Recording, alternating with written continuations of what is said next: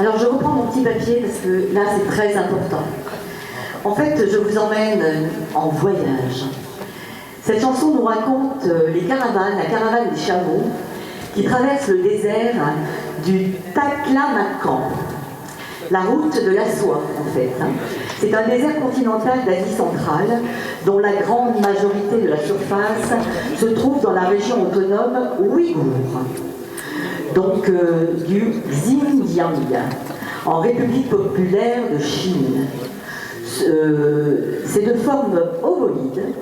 Ce désert occupe une vaste cuvette géologique bordée par le massif du Pamir et ceux des Tian Shan au nord et à l'ouest, par la cordillère du Kunlun, puis le plateau du Tibet au sud, et il se situe à l'ouest du désert de Gobi.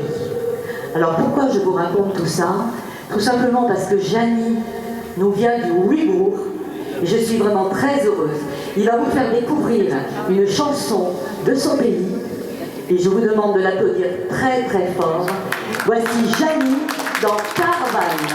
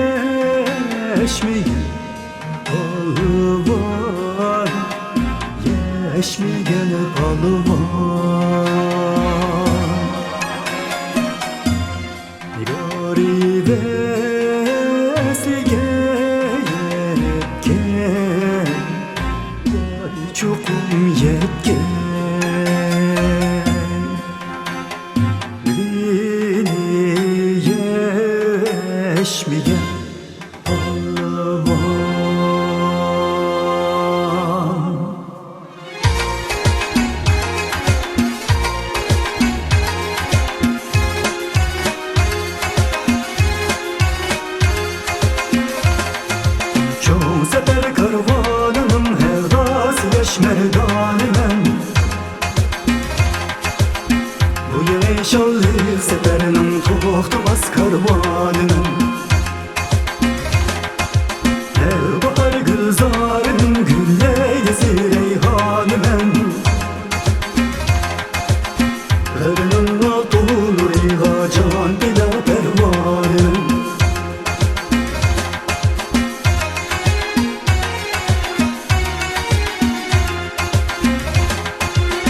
Bextiyarım geç xalqning kuysi dildorimim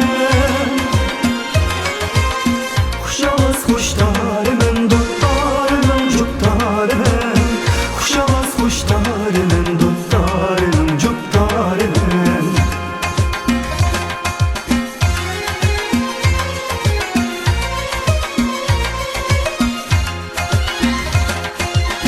Yanıyor desat yürek kalbidir menzilli işkidir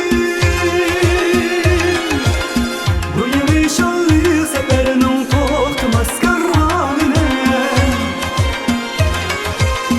Bu yemişallık seferinin toxtamaz karvanının Bu yemişallık seferinin Ferhat Spet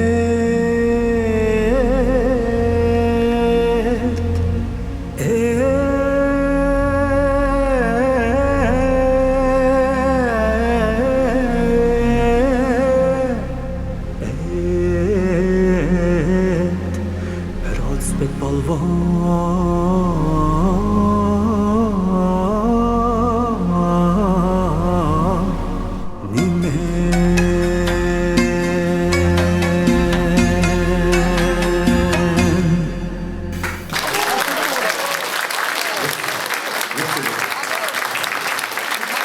Merci de vous demande de la poser très fort. Monsieur écoutez. Allez-y,